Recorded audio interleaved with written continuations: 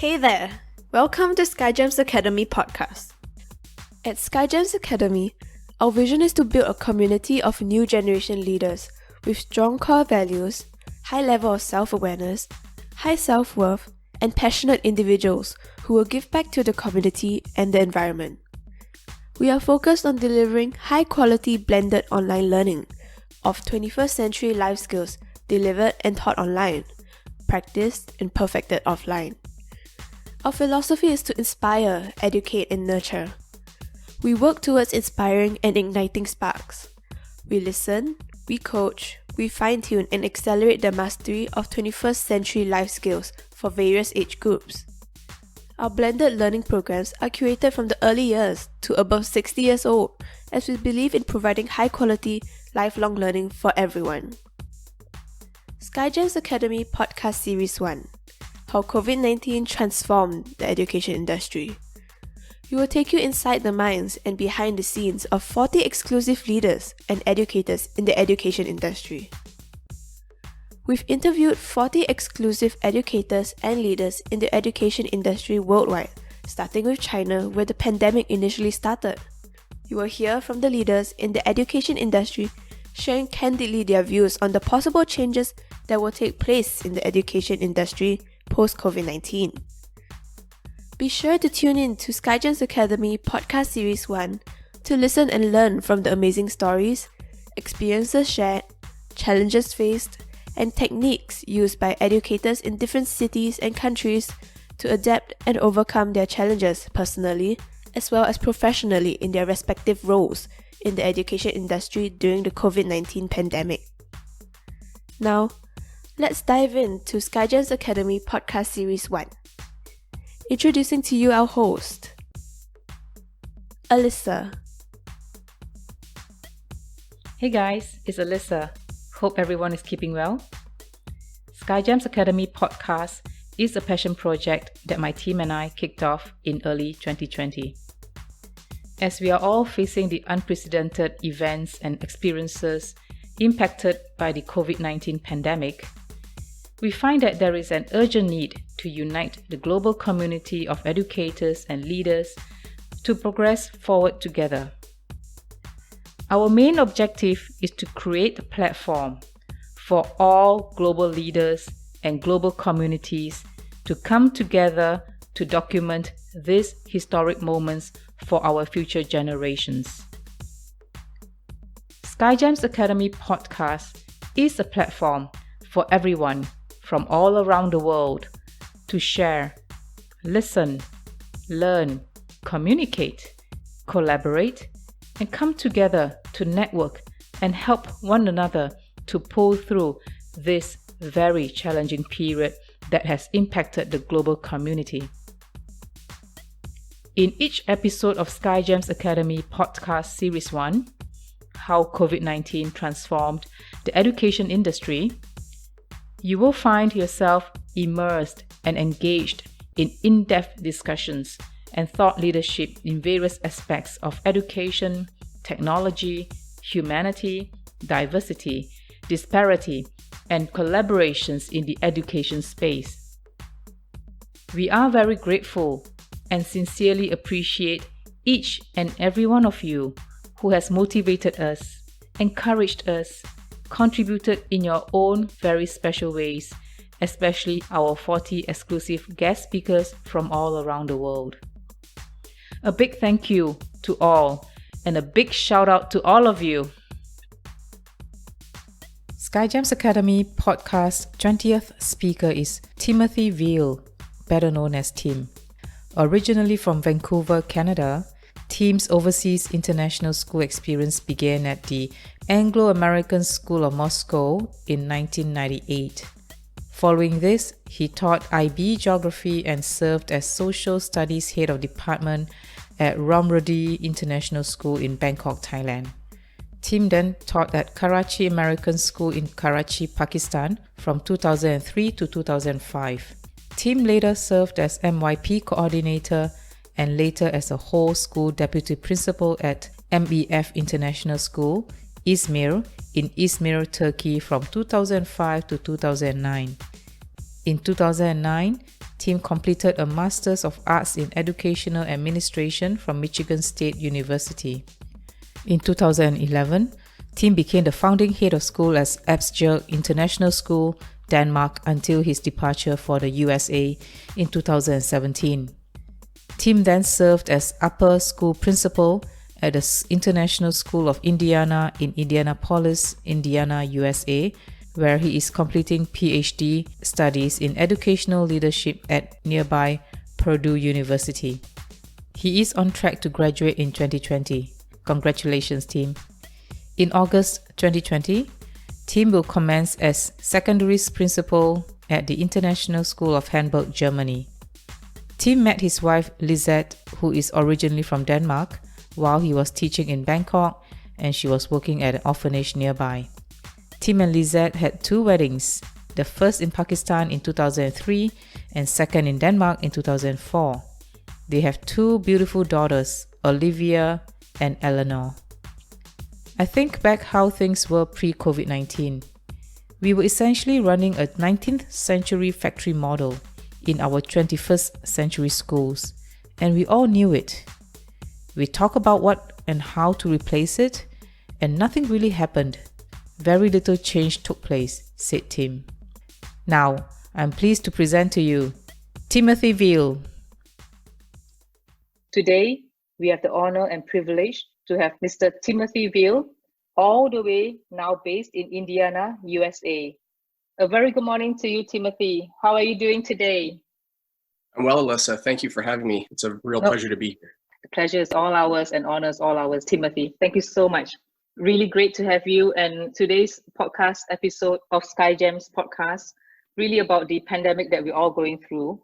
And this is totally unprecedented for all of us across the world. And it is a global pandemic. How do you feel about the current COVID-19 pandemic situation, Tim? Well, it's an occurrence that's taught me a lot about leadership. It's taught me how the alignment of vision is so important and has me reflecting a lot on what works currently among the leaders around us and what maybe doesn't. It seems at this point, how I feel about the current situation is that to be lacking as it's been put, a North Star to help us align our vision and act in a certain direction. At the moment, where I am in Indiana, we have differing statements coming out from leadership at the county level, at the state level, at the federal level, and from among the medical experts. Without that North Star aligning all of the leadership, it makes it difficult to navigate and know exactly in which direction is the best direction to be going 100% of the time. So there are times when it would be really helpful if that were the case, but lacking that can make it a challenge. So what we do have is our reason and our collaboration skills and our ability to lead together and find the best way forward. So it's been an exciting situation in the sense as an observer of leaders and as a person who aspires to train leaders himself through my daily work. And otherwise, it's been a tough situation, but certainly an opportunity for people to learn, including myself. Yeah, indeed, Timothy, that the situation is very challenging all across the world. And if I may use the word roller coaster, I myself go through a big roller coaster ride every day, if it's not often enough, in terms of the feelings, the fear, the challenges, at the same time, finding opportunities along the way, how to navigate through the situation and how to help others. So rightfully said, North Star is what we need in our day-to-day, within ourselves as us across the world and also within the community to really pull through this pandemic together. Thank you, Tim, for sharing that. Absolutely. Tim, would you be able to share the challenges that you have faced during this very challenging period? Yeah, definitely. The challenges have been both personal and professional. They've really stretched me, and I have learned and am learning a ton through it all. At a personal level, of course, like many people, I've had to adapt to the idea of maintaining work-life balance by working and living in the same location. This has been unprecedented for many people, but the idea of where I live is also where I work, where I live, and at the same time, maintaining balance for myself and my family, but also my colleagues to the extent that I can impact all of that. So the challenges that I faced is at the personal level, from that side of things. At another level, I've been working on a doctorate at the same time and preparing to move from one continent to another. So I'm actually in the middle of a move right now. I am taking a secondary principal position at the International School of Hamburg in Germany, and we're leaving at the end of this month, actually. So we're on a flight at the end. We just had our container arrive and depart 2 days ago. I'm in an empty house now. Throughout it all, we've been conducting a continental move while working, while maintaining family life, while working on the doctorate. It's been, to say the least, it's been a challenge.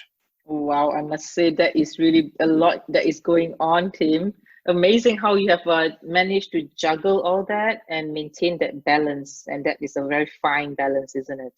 Absolutely. It's a fine balance. And I found that the key to that, maintaining that, is what I've realized in this period. Not that I didn't know it before, but I've really sensed it much stronger now, that the need to listen and observe is so incredibly important for us in positions of leadership. Through this, I've learned to listen and observe much more than I had in the past.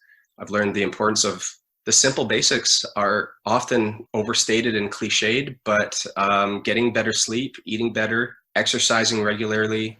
I meditate daily. This has all given me better energy, help with focus and executing plans better. I'm certainly far from perfect, but it all helps. And just reflecting upon it all, starting with listening better and observing better has been real key for me to help adapt to all the changes. That is very refreshing when you talk about listening and observing better, because I find that this is, as you say correctly, because we are all so caught up in our busy day, busy life, moving one place to another or back-to-back meetings, that we forget to, as you say, basic stuff, just listen and observe. That's great sharing that. Thank you, Tim, for just highlighting that. And I think that is a wake-up call for some of us who are actually not doing that. I think it's good that we start listening and observing, because there's so much more if we do that we can see or listen out there that is around us. Well, thank you, Tim, for sharing that. How do you then overcome those challenges that you faced? I mean, you look at the balance that you're going through, all those things that you are managing. How do you cope? Can you share with us? Well, I'll be honest. To be fair, it's really too early to tell. You ask me. I think we're all a work in process, and I'm no different than anybody else. So I wouldn't say I've necessarily overcome the challenges, but I do believe I'm overcoming them. I think it's the process that's more important than necessarily the focus on an outcome or a goal.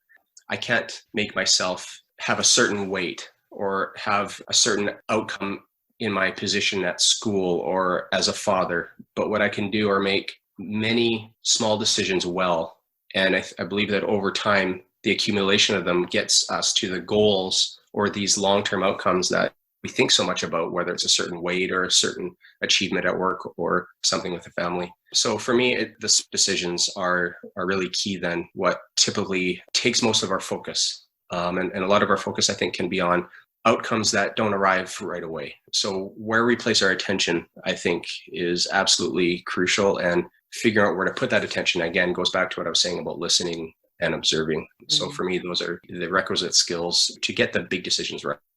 That is a good observation, and I think well said there, Tim. When you talk about paying more attention to listening and observing skills, what did you come out of that observation and listening, if I may use those two words, in terms of your day-to-day, right? What makes you do things differently, or how do you then apply those listening and observing skills that you have more sensitively tuned up to a situation or people around you?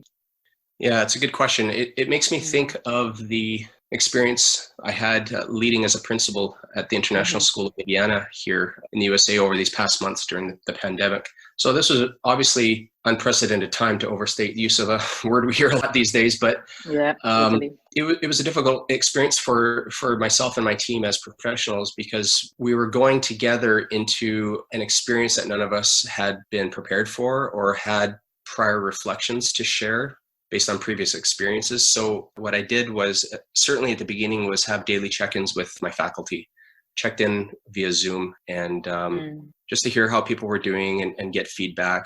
Those daily check-ins went on for some weeks, and we began to scale them back a little bit so that they weren't daily, but they were every second day. And we continued those on in one form or another right to the very end of the school year, which has now passed.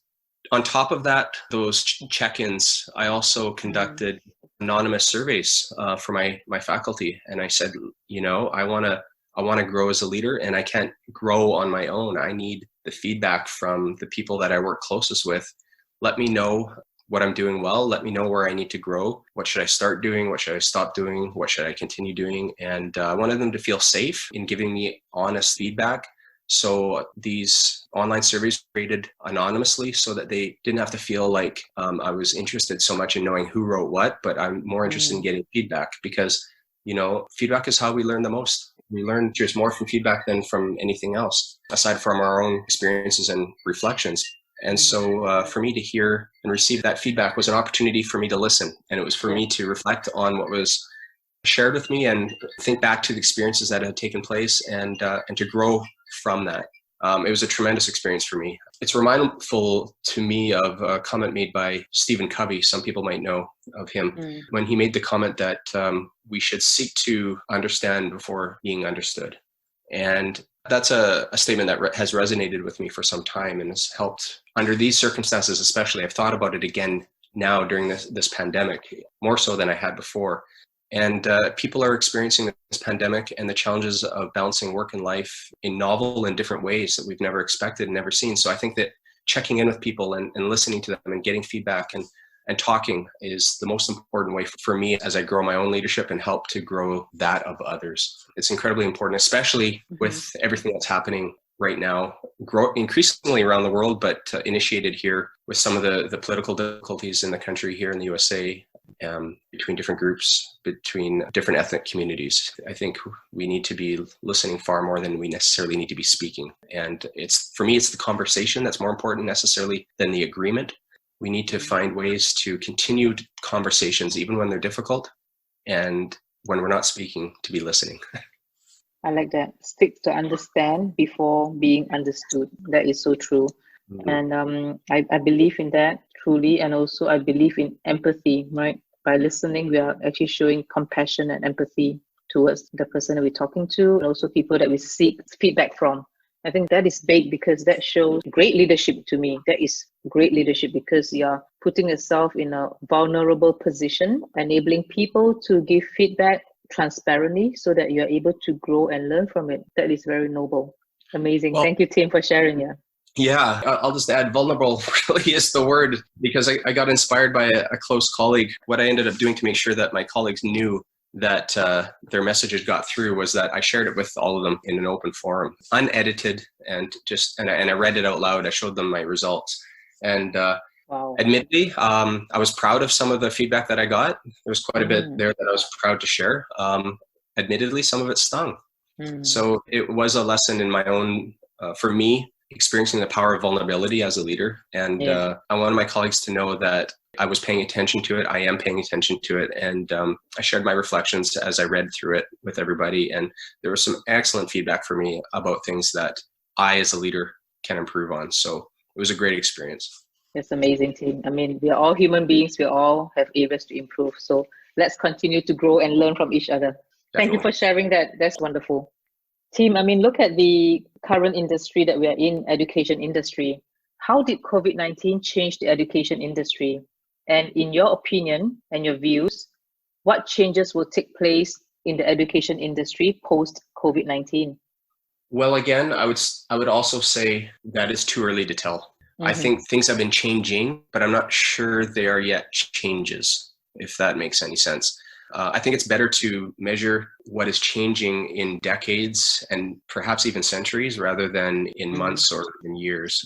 I think back to how things were pre-COVID, and we were essentially running, a 19th century factory model, 21st century schools. And we all knew it. We talked about how to replace it, and nothing really ever happened. Very little change took place. Well, now here we have this experience under COVID. And what I hear a lot of people saying is how they can't wait to get back to how things were before, or they are making plans to just go back to business as usual. And I don't necessarily think that should be the case, although I understand that instinct. What I'd like to see is new ways of doing things. And that would include involving communities much more in the educating of students than we do, involving lots of community groups in new ways. So, for example, what I think would be very important for the schooling model, and let alone the learning of our students, is to really expand the internship, what traditionally we would call the internship. And I think if governments were to apply tax breaks to both families to help accommodate this, but also businesses, firms, corporations, I think that this could pay for itself. And we know that people learn better by doing than by being told. That's just the way it is. And it's no different for children as it is for adults. We learn better by doing. And I think students can pick up a lot better skills if they do a lot more doing. If they apply the historical skills that they're learning in a business environment, or they learn the processes of the design cycle in school and apply it somewhere at a firm.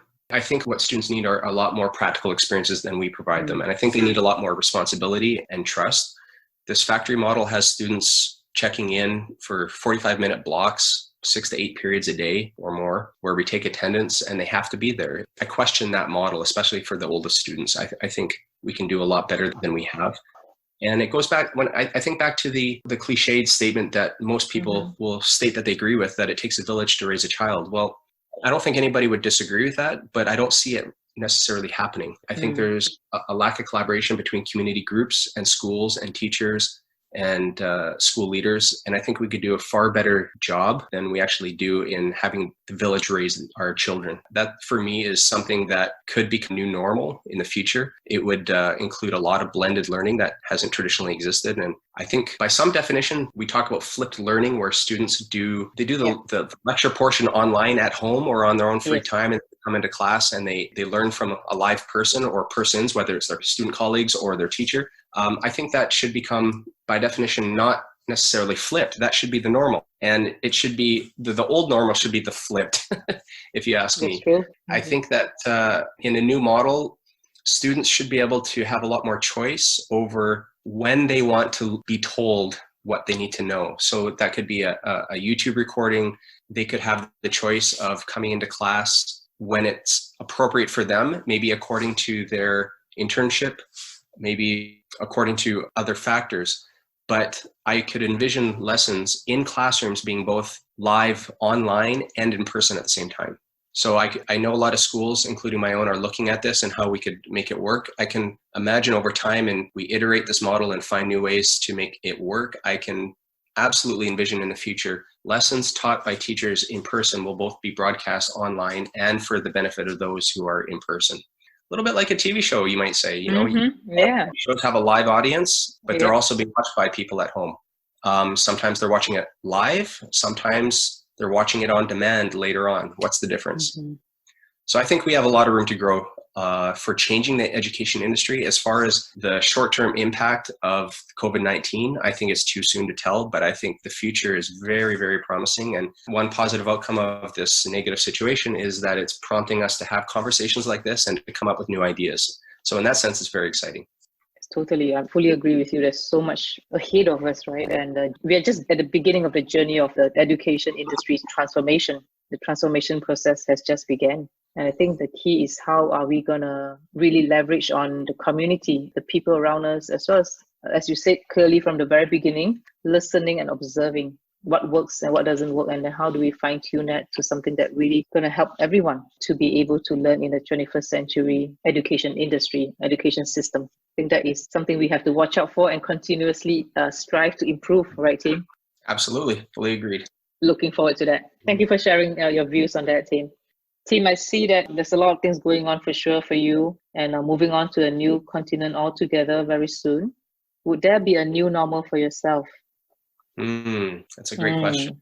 Normal for myself. Well, the first thought I have is when I'm done my PhD, I'm going to have a lot more time available to tackle new initiatives. And I look forward to that. I'm excited to be living in a new country with my family. Nice. And we're very excited about that. It's been a great experience here in the USA as well. But of course, new opportunities await. Yeah, it's fantastic. So much for coming up your way, and wishing you all the best to you and your family in the new environment. I'm sure you guys will enjoy and also have a different experience altogether, memories that you will create for yourself in a new country. All the very best there, Tim. Looking forward to catching up when you are in Hamburg very soon, yeah? Definitely. Yes. Thank you, Alyssa. No, thank you, Tim. Well, Tim, now we come to the most important part of the podcast episode. We would like to know, what would your messages be for the future generations? My message for future generations As many people will recognize from the investment industry, that past performance is no guarantee of future results. That would be my message for future generations. Past performance is no guarantee of future results. This virus has reminded us that reason, cooperation, and reflection are the best tools we have to guide ourselves through current and future challenges. There will often not be that North Star that I referenced at the very beginning. And we have to rely on those tools I mentioned. I think, finally, my message for future generations, we should be more pragmatic and less focused on past recipes for success. That's my advice to them. I like that. That's a word of wisdom, many of them. Thank you, Tim. I've taken down notes myself and I'm going to learn from what I just heard from you. Thank you so much for sharing. Thank you, Tim, again for being here in our SkyGems podcast episode for today. We really appreciate your time and also your sharing so transparently on your thoughts, your viewpoints, your experiences, so that all of us can learn from what you have gone through and what you are going to do in the future. So once again, ladies and gentlemen, thank you, Mr. Timothy Veale, all the way from Indiana, the USA, and very soon to be in Hamburg, Germany. Thank you, Tim, for your time. Thank you, Alyssa. It's been a real pleasure. Thanks for everything. Thank you, Tim. We hope you enjoyed today's episode at SkyGems Academy Podcast Series 1 on the topic of how COVID-19 transformed the education industry. If you enjoyed today's episode and you love the vision and mission of SkyGems Academy, can you please help us to convince others to tune in to SkyGems Academy Podcast too? Please kindly subscribe to SkyGems Academy Podcast. Please also kindly leave a quick review and rate SkyGems Academy Podcast on Apple Podcasts, Spotify, Google Podcasts, Anchor.fm, Breaker, and various SkyGems Academy's podcast channels. That would mean the world to us, so thank you so much for your support. Visit our website at www.skygemsacademy.com to find out more about our distinguished speakers and about SkyGems Academy. We appreciate you and your continuous support. Thank you for tuning in to SkyGems Academy Podcast. High five and peace out!